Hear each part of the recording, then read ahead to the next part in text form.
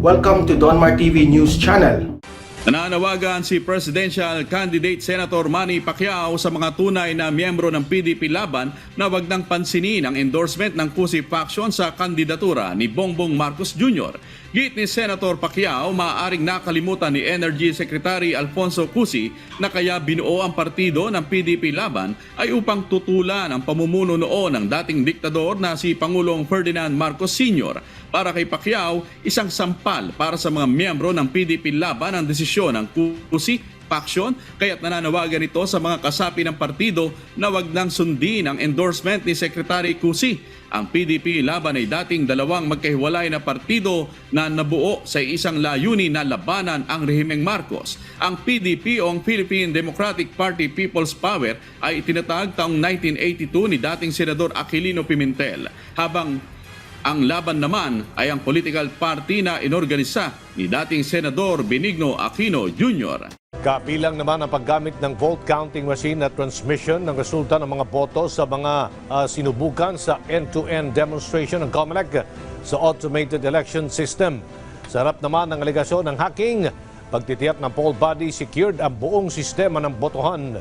Sinubukan ng Commission on Elections ang kabuang proseso sa pagboto gamit ang automated election system sa harap ng stakeholders at grupo ng media. 5 vote counting machine para sa 5 presinto sa Cagayan at Iloilo ang sinubukan tulad ng gagawin sa eleksyon. Unang kinuhanan ng initialization report ang gagamiting vote counting machine.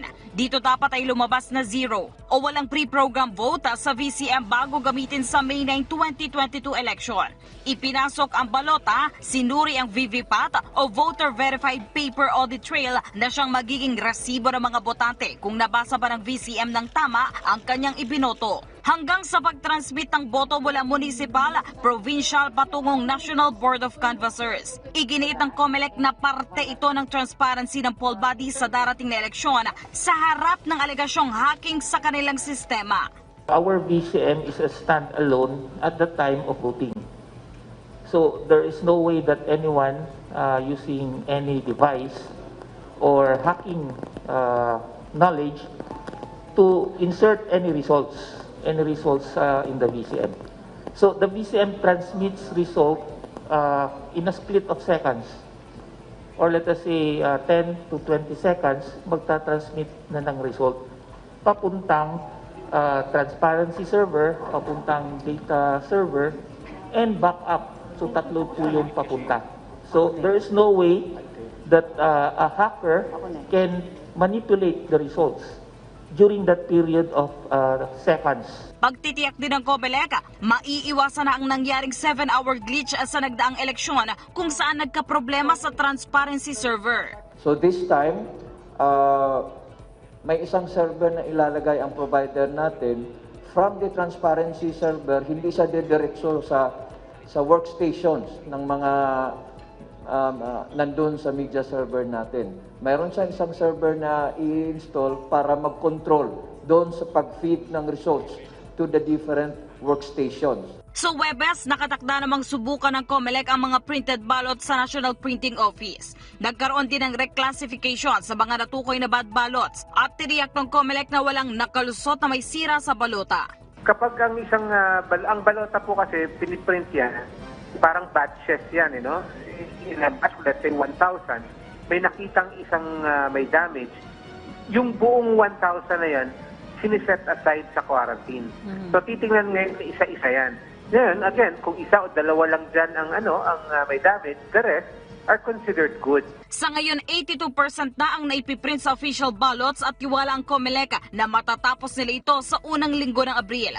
Positibong epekto, magandang balita sa Bongbong Marcos Sara tandem dito sa ginawa pa rin ng PDP Laban kasi napakalaki po ng impluwensya nila at tulong matapos nilang ideklara ang suporta, kaya mahalagang mahimay-himay natin yan.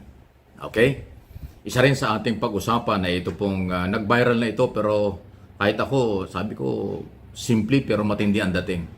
Ganun katindi yung pagmamahal. Yun at nanban nyo yung fish vendor, yung nagtitinda ng isda sa Nabotas, na nag-ipon ng pera para ibigay kay Marcos bilang pagmamahal at pagmamalasakit para matulungan si Marcos na manalo.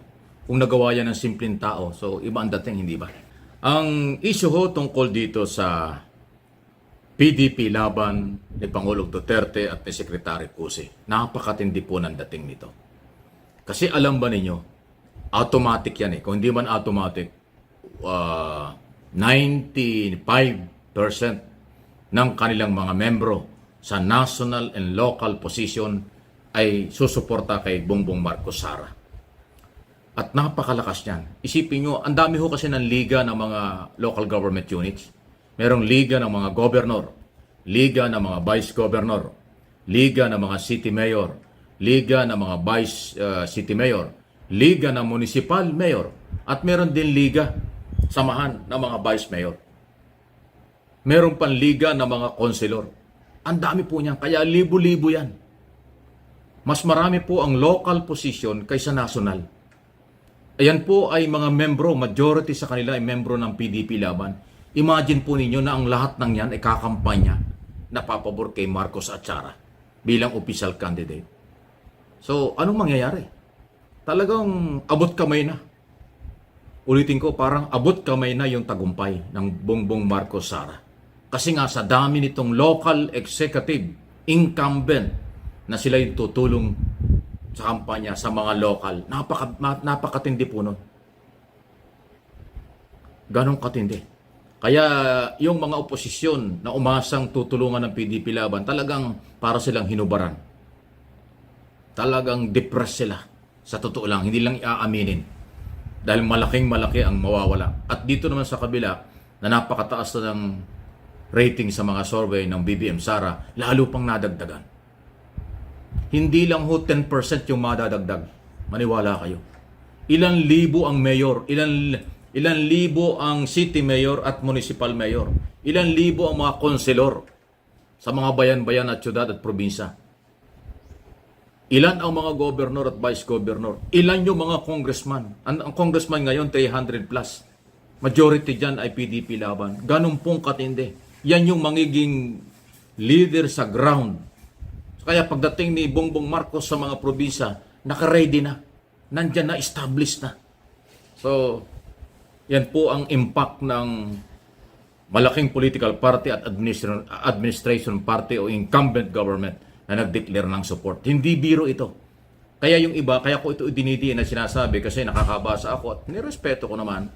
Sinasabi ng iba, okay lang Mike, kahit na hindi nagsuporta ang PDP laban at Malacanang, mananalo na kami.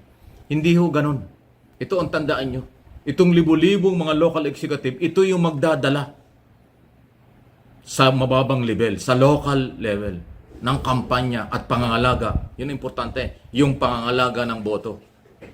Hindi sila patadaya, hindi sila madadaya, hindi sila papaya gamitin ng mandaraya. Yun ang mahalaga. Huwag natin kalimutan yun. Yung incumbent local official, napakalaking pwersa, napakalaking tulong. At yun po ang maitutulong nila sa BBM Sara tandem. Yan po yun. Huwag nating maliitin po ito, please. Naniniwala po ako sa akin pong mga assessment pag-aaral sa politika. Pag nakuha mo ang mga local executive na maging leader at kakampi, ang laki na po ng tsansang manalo. Sa totoo lang, lalo na leading candidate sila, sinuportahan pa nito. Maniwala kayo. Napakahirap talunin, napakahirap habulin. At yung proteksyon ang pinakamatindi yan. Protektado na sa dayaan, protektado na sa kalokohan, protektado sa lahat. Kasi administration na sila. Nakakampi nitong administration candidate na sila. Hindi na sila independent, hindi sila opposition. Kaya ngayon, meron ng official candidate ng administration laban sa opposition. Iyan ang sitwasyon.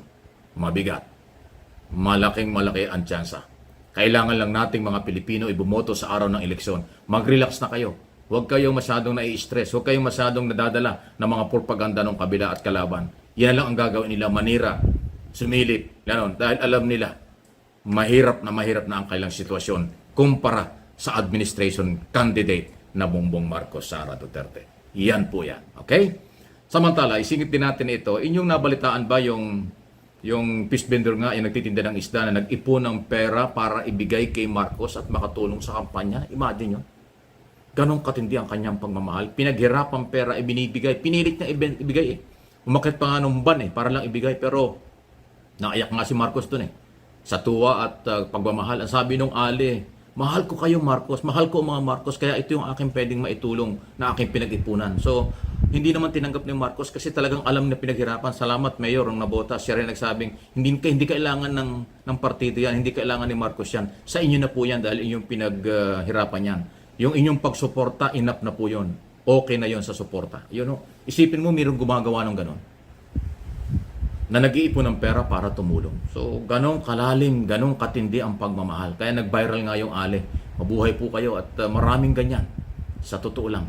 Okay? So, yan na po ang sitwasyon ngayon. So, mahigit na isang buwan kalahati na lang kasi ngayon ay March 23 na dito sa Pilipinas. May 9 ang eleksyon. So, mahigit-higit na lang hong isang buwan talaga ang kampanyang ito. At lalo pang tumitindi. Kung yung makikita po yung rally kahapon dun po sa Cavite, talaga namang ibang klase. Sobrang dami ng tao. Sobrang kapal ng tao dun. At hindi biro yung mga taong nandoon na nagpakita ng matinding suporta sa mga taga Cavite. So nagkatotoo yung sinabi ng mga taga Cavite na ibibigay nila ang majority ng vote ng Cavite kay Bongbong Marcos. At yun na nga ang nangyari. Sa rally kahapon, General Trias, totoo yun. Hindi po yun fake video at picture. Totoo yun. Langgam, parang ulo ng langgam, puro tao. Okay? Sa dami ng mga nandoon. At nakita naman ninyo kahapon yan. Hindi na ho yan mabubura at mababago. Lalo pang padami yan. Nalaman ng mga taga Cavite kahapon yung endorsement ng PDP Laban Administration Party, kaya lalong dumami. At asahan nyo, sa darating na mga ilang araw-oras na mga galawan ng BBM Sara Motorcade Rally, mas maraming tao yan.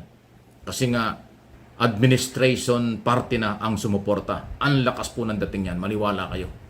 Baka nga, tingin ko, hindi lang umabot ng 70% ang survey na yan in favor of unity. At dala-dala dyan ang mga national candidate ng mga senador. Pati mga local candidate, madadala rin yan. Nitong lakas na ito at persang ito ng administration candidate at administration party at coalition sa dami ng mga political party nagsama-sama na para paboran po ang administration candidate. Ngayon, dinideklara nating administration candidate dahil ang PDP Laban ay kakampi na nila. Opisyal na po yan.